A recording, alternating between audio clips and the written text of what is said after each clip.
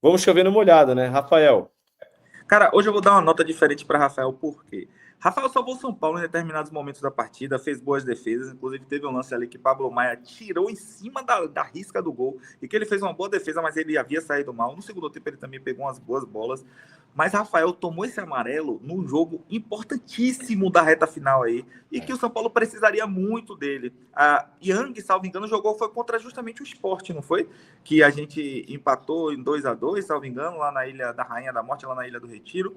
Mas eu acredito que Rafael, por esse amarelo, eu vou dar uma nota, para mim, considerada baixa para Rafael, que é a nota 7. Eu acho que Rafael fez mais uma boa partida, não teve culpa no gol. Nota 7 para Rafael. Nota 7 para o Rafael porque foi um amarelo que não precisava, né? Embora a gente saiba que isso é comum no futebol, principalmente com essa questão da nova recomendação para evitar cera e tudo mais. Teremos o Yang, que foi muito bem na partida que jogou contra o Santos, apesar de São Paulo ter perdido na Vila aquele jogo. O Yang foi um dos melhores jogadores da partida, né? Acho que foi a última partida dele como titular do São Paulo e ele foi muito bem, gostei muito. Ferrarese. Ferrarese fez o gol contra, o gol do 2-1 do Juventude. Eu, ultimamente, tenho achado o Ferrarese muito estabanado. Ele, quando sobe para o ataque, eu acho que a produção dele não é tão boa. Não gostei da partida dele hoje. Eu acho que eu posso até ser contrariado, mas eu achei que ele fez uma partida muito abaixo com relação aos outros. Então, eu vou dar a nota 4,5 para Ferrarese. Principalmente pelo gol contra, tá?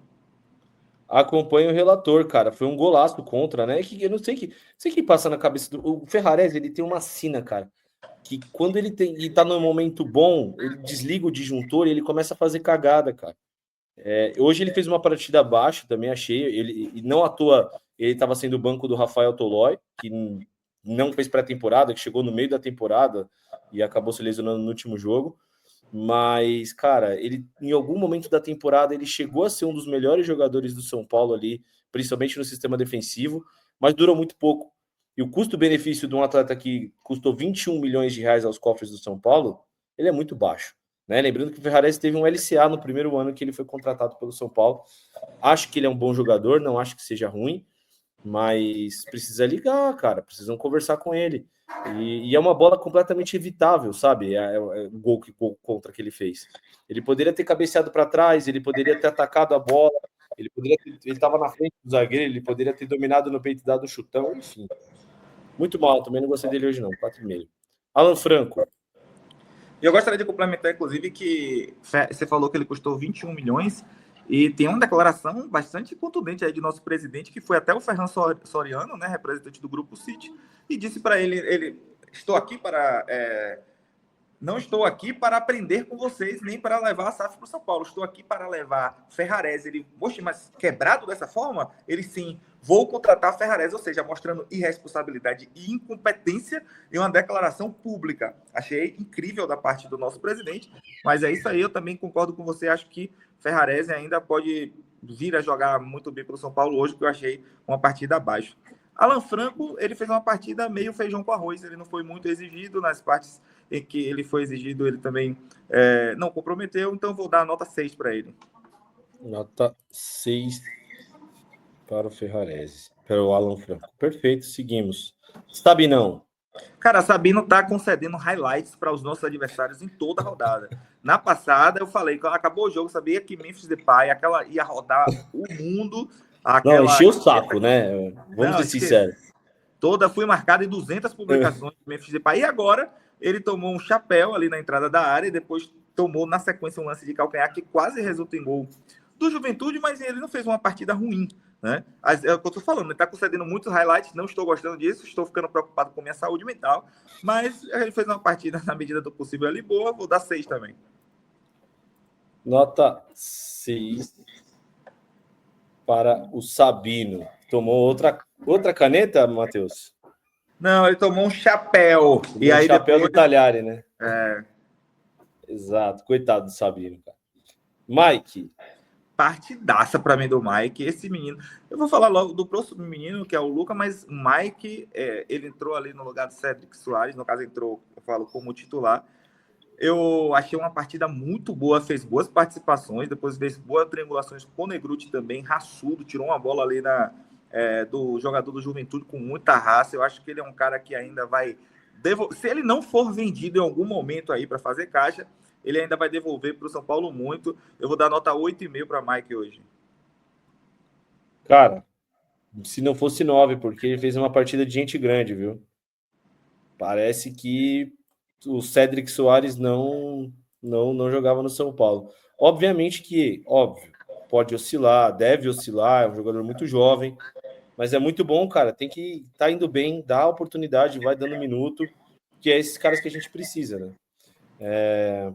E parece que pode ser que o Cédric saia ao final do ano. Vamos ver, mas tem um burburinho rolando aí. Luiz Gustavo. Nosso vovô ali do meio-campo tricolor foi bastante discreto, eu diria burocrático ao máximo. Participou de algumas jogadas de ataque, mas uma partida regular dele também eu vou dar a nota 7. 6,5. Vamos de 6? 6. Então, nota 6 para o Luiz Gustavo. Eu estava dando uma olhada nas estatísticas do jogo e ele teve pouquíssima participação. Teve 23 ações com a bola, cara. Para um volante ali, na posição que ele estava, eu acho que é muito pouco. Mas é isso. Nota Paulo Nobre falou que seu Madruga fez uma partida melhor contra o Corinthians. Seu Madruga, que trairagem, velho. Pois é. Cara, eu gosto do Luiz Gustavo. É que a idade tá chegando, não tem jeito. Ele não vai conseguir ter 10 jogos em sequência numa linha, assim, numa linearidade, sabe? Ele vai oscilar. Esse é o grande problema. Se ele tivesse 5 anos mais, se tivesse com 33, eu falaria para continuar com ele, porque é um grande jogador, mas a idade tá já bate, chega para todo mundo. Aí vamos lá, né? Pablo Maia. Cara, antes de você falar do Pablo Maia, teve um lance que eu vi do Pablo Maia, assim, aleatoriamente no primeiro tempo, que ele dá uma chegada no Kaique, mas ele dá uma chegada imprudente no Kaique e do nada, né? O Pablo Maia tira do nada essas coisas da cartola e do nada, às vezes, pode tomar um amarelo ou um vermelho direto. Pode falar. Você gosta de UFC, Leozão? Gosto.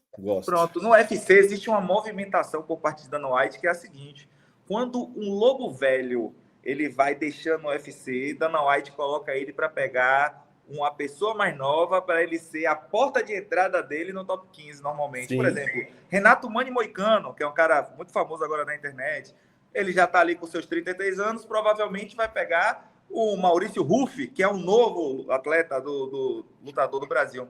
Hoje, Pablo Maia saiu de campo para dar entrada a Negruti, que é um jovem, estava na Copinha, inclusive, né? Mas já tem um bom tempo como profissional. Eu acredito que essa passagem ela deva ser complementada definitivamente. Gosto bastante do Pablo Maia, mas assim, a partir do momento que você não consegue encher os olhos com um jogador que tinha tudo para despontar, assim, ele nunca foi o melhor da base, nunca foi o melhor da posição. Inclusive, eu já vi declarações de pessoas que o treinaram, falando, não, é porque ele vai bem fisicamente, mas ele nunca foi o melhor, coisa e tal. Mas, neste exato momento, eu não consigo enxergar como o Pablo Maia possa ser importante para o São Paulo a ponto de ele conseguir essa titularidade. Eu não vejo ele fazendo diferença na partida. Acho que os jogos de Pablo Maia são muito arrastados. Ele não consegue conectar o meio do São Paulo e não é mais aquele jogador que a gente via antigamente. Dito isso, acho que ele fez uma partida bem regularzinha, nota 5,5 para Pablo Maia. Cara, eu até daria menos, mas vamos lá, 5,5 para Pablo Maia. O fim de temporada do Pablo Maia é melancólico, cara. É melancólico porque cai muito tecnicamente e eu estou sentindo uma questão física no Pablo Maia, de ritmo de jogo.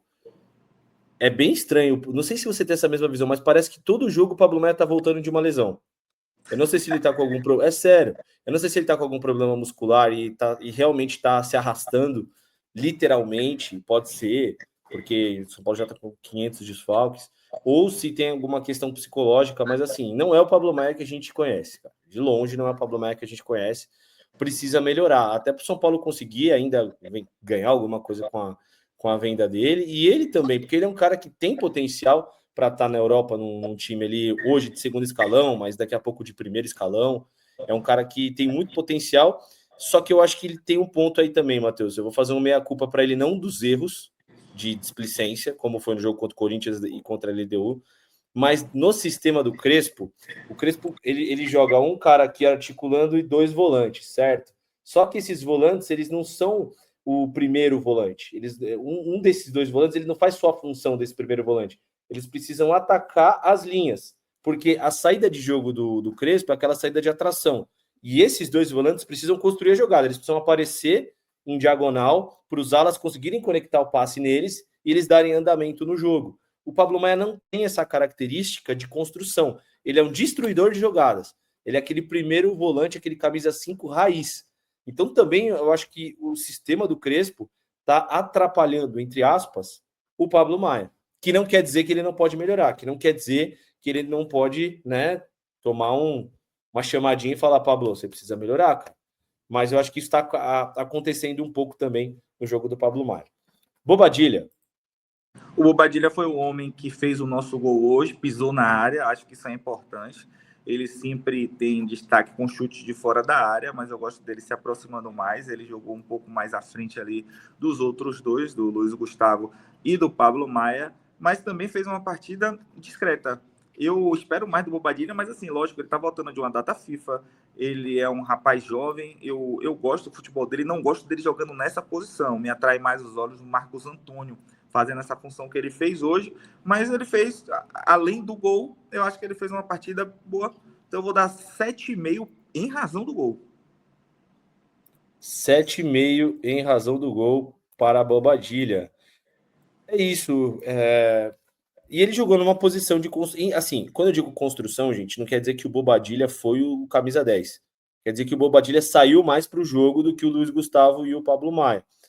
E também, o Luiz Gustavo também tem uma característica de mais marcação, mas eu acho o Luiz Gustavo mais polivalente. Ele consegue, ele já jogou de segundo volante na Europa há algum tempo, de terceiro zagueiro, enfim. Mas é isso, o Bobadilha fez o gol, ok, bacana, fez uma partida feijão com arroz também, mas 7,5 pelo gol, super justo. Ferreirinha.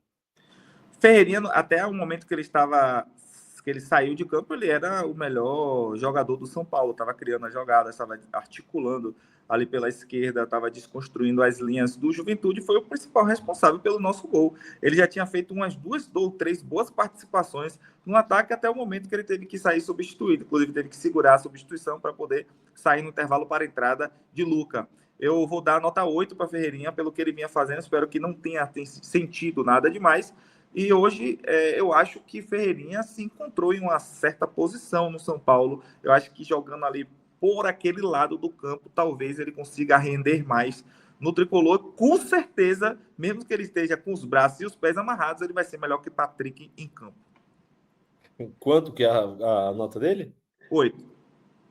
Nota 8 para o Ferreirinha. O Crespo explicou a movimentação do Ferreirinha. Eu já tinha percebido isso em alguns momentos. Mas é interessante que ele fala o seguinte, né? Que a participação, quando o Ferreirinha está, principalmente no momento ofensivo, ele vira mais um atacante. Então o São Paulo ataca com 3, e aí o Sabino precisa fazer muitas vezes a lateral esquerda, o Mike precisa descer um pouquinho e ele faz aquela linha de 4 de novo. Mas assim, Matheus, eu acho que é um ponto. São Paulo, desde que o Ferreirinha está no São Paulo, foram 3 técnicos que passaram, né? Carpini, Zubeldia e agora o Crespo. Cara, ficou muito claro que o Ferreirinha não é segundo atacante, que o Ferreirinha não é armador. Ele é ponta. Ele é o cara que vai para 1 para 1, é o cara que vai para jogada de efeito, é o cara que consegue desequilibrar, consegue driblar, e ele vai bem nessa posição, cara. Então tem que manter ele de ponta. Não gosto, o Ferreirinha vai de segundo atacante, acho que vai muito mal. Inclusive, Lazão, eu diria mais, hoje ele tomou 2 decisões interessantíssimas, que foi passar a bola em vez de chutar. Ele teve a oportunidade de chutar no gol nas 2 bolas em que ele tocou para o atacante, uma o Luciano perdeu e a outra foi o gol, e que ele tocou muito bem. Eu acho que esse trabalho mental dele, né, de não querer, porque o chute dele me parece um chute de uma pessoa que está usando uma pantufa novamente, porque ele constrói bem as jogadas, ele não consegue bater bem no gol. Ao passo que hoje eu achei que as tomadas de decisões, que é o que eu sempre critico dele, foram bastante interessantes. Eu concordo com você, eu acho que ele não é um segundo atacante, mas o trabalho que ele faz ali de desconstrução das linhas é muito bom para o São Paulo. Exatamente, exatamente. Aqui O Pablo Maia tá falando aqui, ó, Ferreirinha jogou muito bem até a lesão, nota 8. E falaram também aqui, ó, o João Melo, ele falou assim, pode prestar atenção quando o Marcos Antônio entrou, melhorou o futebol do Bobadilha. Já falaremos do Vitinha brasileiro. Gonzalo Tapia. Bom, eu seria injusto com o Tapia se eu falasse que ele não jogou nada hoje.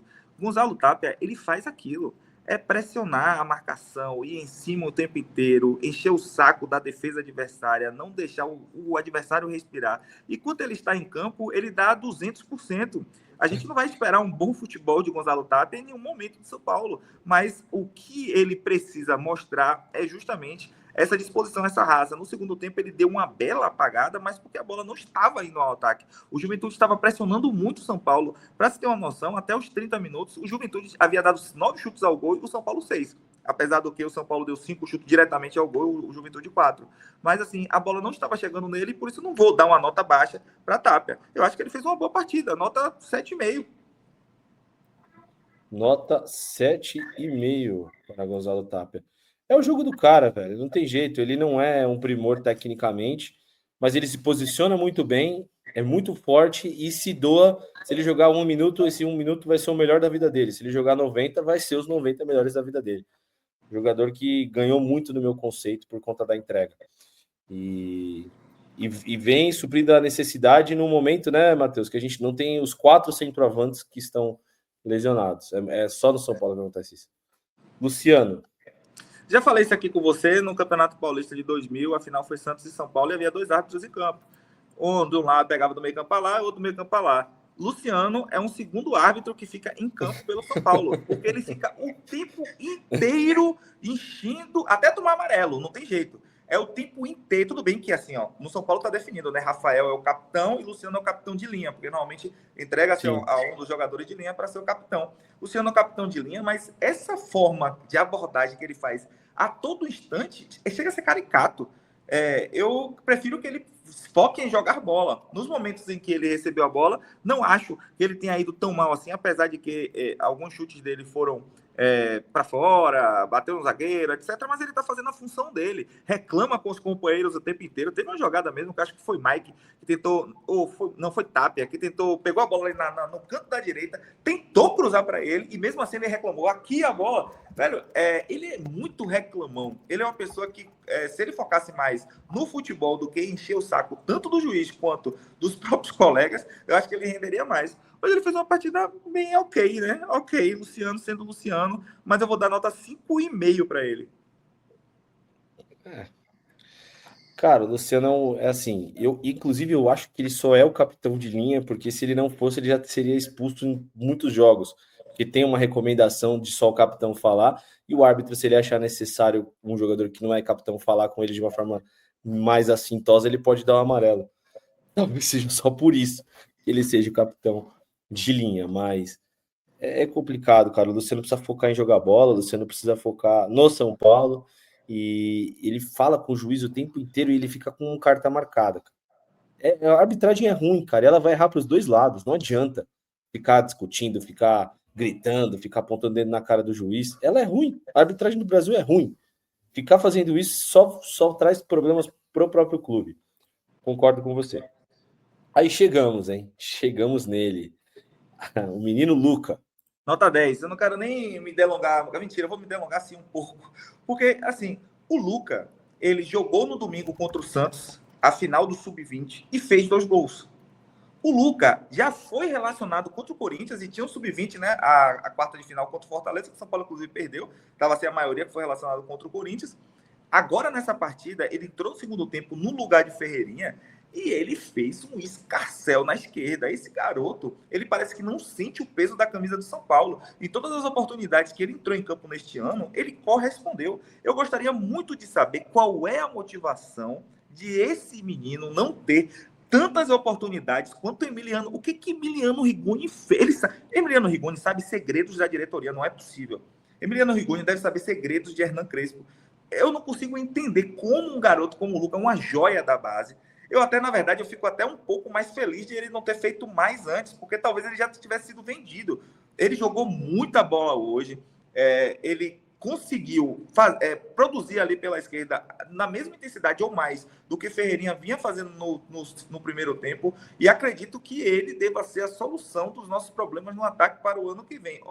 Você está sendo precipitado? Não estou sendo precipitado. Esse cara entrou em Libertadores em busca de canhão, ele buscou resultados, ele jogou poucas partidas e ele não deixa de corresponder, mesmo com pouca idade. Minha nota é 10 e acabou. Luca, eu sou Luca Futebol Clube. Matheus, qual que é a nota do Luca? 10. Cara, vamos dar 10 para dar moral pro moleque. O moleque é muito bom mesmo, o moleque é diferenciado e eu gosto de jogador com personalidade. A gente vê também a qualidade de jogador quando ele tem personalidade. E ele expulsou o cara da Juventude, esqueci. E ele expulsou exatamente o Formiga, o Igor Formiga do Juventude. Cara, é uma personalidade, e é muito bom tecnicamente, cara. É muito bom, é muito bom. É um jogador que tem um 1-1 diferenciado. Tem 17 anos. E cara, tem um papo que eu odeio muito no futebol brasileiro, que é assim, quando o Estevão sobe do profissional, do 17, ele vai direto pro profissional, no Palmeiras. Precisa encorpar ele. Ele não vai jogar na Europa se não encorpar ele. Olha lá o que ele tá fazendo na Europa. Esse negócio de encorpar, cara, isso aí é fisiologia. Tem jogador. Como que você vai conseguir um ganho de massa tão absurdo com um Rodriguinho? A característica do cara é ser magro desse jeito. Então, assim, é muito complicado porque você tira até um pouco também da característica da velocidade. Se você deixa o jogador muito pesado, você faz um trabalho. É óbvio que fisiologicamente o corpo com 18 anos, 17 anos ainda não está formado. Então, tem atleta, tem pessoas, seres humanos, que o corpo forma até 23 anos, 24 anos. Então é um papo meio balela, né? De não vai aguentar o tranco no futebol. É uns papos que não tem base científica nenhuma, e eu acho que fica complicado, que é só para ficar dando margem para não colocar o menino. Gostei muito, para mim, nota 10. Menino com personalidade, tá no São Paulo desde os 11 anos. Cara, torço muito pro Luca e espero ver muito ele. E tem que dar sequência agora, Matheus. Tem que dar sequência nesses próximos 3 jogos aí. Daqui a pouco o moleque faz 1, 2 gols aí. Já dá uma valorizada no passe dele pro ano que vem ele entrar com tudo. Lá ele 1000 vezes, mas enfim. Marcos Antônio. Marcos Antônio sempre bem, cara. Velho, como o São Paulo sente falta de Marcos Antônio em campo. Ele é um jogador que o São Paulo... Das contratações que o São Paulo fez ultimamente, eu acho que Marcos Antônio ele foi a melhor, porque é um jogador realmente de qualidade, que a gente vê que tem uma rotação diferente dos demais, e quando entra em campo, ele faz aquilo, ele produz, ele faz os outros crescerem, né? Não lembro bem quem falou aí no chat que o futebol de Bobadilla cresceu com ele em campo, é justamente pela facilidade que ele tem, ele está sempre presente, ele vai buscar a bola, ele está sempre buscando ir para frente no jogo. Então, assim, lógico, ele jogou pouco tempo, né? Entrou ali no segundo tempo, mas ele é diferente. Nota 8,5 para Marcos Antônio. 8,5 para o Marcos Antônio. Assim, o Marcos Antônio é aquele jogador que parece que tem um ímã no pé. A bola vai magnética para ele. Ele consegue estar nos momentos de desafogo, principalmente para os homens de meio de campo. É uma qualidade, uma calma para jogar. Para mim, é o melhor jogador de São Paulo na temporada. Que também não conseguiu ter uma sequência. Aliás, que jogador consegue ter uma sequência de jogos do São Paulo? Mas um dos melhores, se não o melhor jogador da temporada. Negruti. Entrou muito bem o menino Negruti. Como eu falei, né? Aquela passada de bastão. Acho que ele, inclusive hoje, você falou outro dia desse, né? Nosso pós-jogo, que ele não. Normalmente ele entra, fica de zagueiro, né? Hoje ele entrou na posição dele ali de volante e entrou muito bem, fez boas jogadas ali no lado direito com o Mike, inclusive. Eu gosto muito de Negruti, espero que ele possa crescer e que 2026 ele seja importante. Eu vou dar 7,5 para Negruti. 7,5 para Negruti, que também vem crescendo bastante. Acho que pode ser um jogador que no futuro próximo aí já consiga uma titularidade. Tem que colocar os meninos para jogar, cara. Não vão ser todos que vão ser titulares, não vão ser todos que vão vingar no São Paulo, mas a gente só vai saber jogando, cara. E esquece esse papo de o cara era titular em todas as categorias de base. A gente vê um Patrick Lanza da vida, que era a seleção de base no 15, no 17, no 20, e não consegue ter uma partida com desempenho razoável, aceitável para a gente vir e falar que não, realmente, o Patrick foi bem esse jogo. É bem complicado, então esqueçam isso. Paulinho. Paulinho não teve muita minutagem em campo, ele já entrou ali no final do jogo no lugar de Luciano. Eu tava torcendo para o Luciano sair do jogo, porque ele falou, né, que ia colocar o Paulinho para dar minutagem para ele. Esse garoto que a gente tava no sub-20, inclusive, né, fazendo, ele é um dos artilheiros do São Paulo no sub-20, fez o nosso terceiro gol ali em cima do Corinthians, comemorei muito o gol da copinha dele. Eu espero que ele possa ter mais oportunidades, porque esses garotos de Cotia, eles vivem o São Paulo e eles vão dar 200% em campo, não vou entrar com preguiça, entendeu? Hoje não dá para avaliar Paulinho, porque praticamente ele não jogou, né? Mas eu vou dar daquela força, né, de Cotia, eu vou dar aquela nota 7 de boa. É isso, vamos dar moral para a molecada, que a molecada merece. Agora ele, o homem do gol da vitória, o homem que não fazia um gol desde janeiro, quase um ano de jejum, e a volta do gol de Emiliano Rigoni. Com você, meu amigo Matheus. Cara, eu lembro que na reestreia de Emiliano Rigoni, esse craque argentino, quando ele reestreou pelo São Paulo, ele faz um gol desse na reestreia. Não sei se você se lembra que ele pegou Lembra, a bola bateu na trave.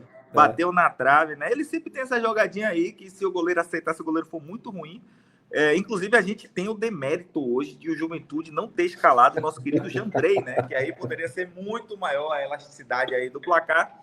Infelizmente, a gente tinha que pagar 1 milhão ao Juventude para ele escalar o Jandrei, na verdade, né? E não Ô, Matheus, capaz desse cara ter fechado o gol hoje, viu? Eu não duvido. É verdade, se ele traz... Coisas que só acontecem com o São Paulo, velho. Mas assim, o Emiliano Rigoni entrou e fez o gol, cara. O que é que a gente vai falar? Eu não tenho o que criticar, não. Entrou, fez o gol, eu vou dar 8. É isso aí, irmão. Se ele entrar todo dia e fizer o gol, eu vou dar 8 todos os dias. Mas eu quero que ele vá para o inferno. Eu odeio o Emiliano Rigoni. Ele tira a oportunidade de jogador da base. Eu quero ele bem longe do São Paulo. Não sei porque que tiraram as férias dele lá na MLS. Volta, cara. Estados Unidos lá, pô. Um lugar, um paraíso para você. Não gosto, mas assim, fez o gol 8, tá ótimo. Tchau, Rigoni. O André Nascimento falou o seguinte: Rigoni fez a boa hoje. Dito isso, nota 1,5. Cara, coitado do Rigoni. Porque assim, o Rigoni ele entrou numa fria tão grande que o torcedor estava falando de Marcos Leonardo e o São Paulo anunciou o Rigoni. Que azar também, né? Vamos fazer uma meia-culpa pro cara aqui, cara. Que azar. E aí, óbvio que a gente tem a questão das estatísticas, ele ter menos gols do que o Thiago Volpe no recorte de 2 anos. É uma estatística absurda. Mas a culpa não é do cara, velho. Desculpa, velho. A culpa é de quem contratou o cara, né? E a gente sabe quem contratou o cara, né? Enfim, que loucura, cara. Que loucura foi ele, Emiliano Rigoni. Nota 8, foi bem, fez o gol e tudo mais. Mas, dito isso, despedida dele contra o Vitória, fazendo o gol que vai nos dar a classificação para a pré-Libertadores. Estarei no estádio, vou dar uma placa para ele. Fechou. E para finalizar, nosso mister Hernan Crespo. Crespo, hoje, ele desde o começo, né, ele queria entrar com um time mais ofensivo, não conseguiu. O São Paulo, ele foi bem na medida do provável, dada a circunstância, né? O Juventude é uma equipe muito frágil e que não apresentou nenhum tipo de resistência às investidas do tricolor paulista. Eu senti ao longo da... Eu estava, em determinado momento da partida, eu estava esperando o Juventude empatar o jogo, porque o Juventude estava chegando muito incisivamente, e eu achei que o São Paulo estava dando muita liberdade, estava muito apático, mas Hernan Crespo fez mudanças ao longo da partida que propiciaram uma determinada alteração desse cenário, até que o São Paulo chegou no seu segundo gol com esse craque aí, Emiliano Rigoni, o último ano dele em 2026, no São Paulo, 2005, na verdade, né? Uhum. E assim, eu fico muito dividido de dar essa nota hoje, porque eu senti que o São Paulo não jogou o que poderia, mas a gente analisa o contexto. 13 desfalques, o São Paulo cheio de garoto da base, tendo que montar essa equipe sempre na base do improviso, o meio de campo do São Paulo que não tem nenhum homem de criação em si, a gente não tem um meia armador. São Paulo, os laterais do São Paulo estão todos no departamento médico. É muito complicado para Hernan Crespo quebrar a cabeça toda a rodada. Mas pela vitória, pelos 3 pontos, assim, eu vou dar 8 para Crespo hoje. Eu não quero problema com um cara que sempre dá boas entrevistas e que, querendo ou não, conseguiu mais uma vitória para o São Paulo. É isso, nota 8 para o Hernan Crespo, que vem sendo um ponto alto dessa temporada, né? Chega no meio da temporada, consegue nos livrar de uma disputa no rebaixamento, que para mim ia ser muito clara, e vai colocando o São Paulo no 8º lugar, que é o que deu para fazer.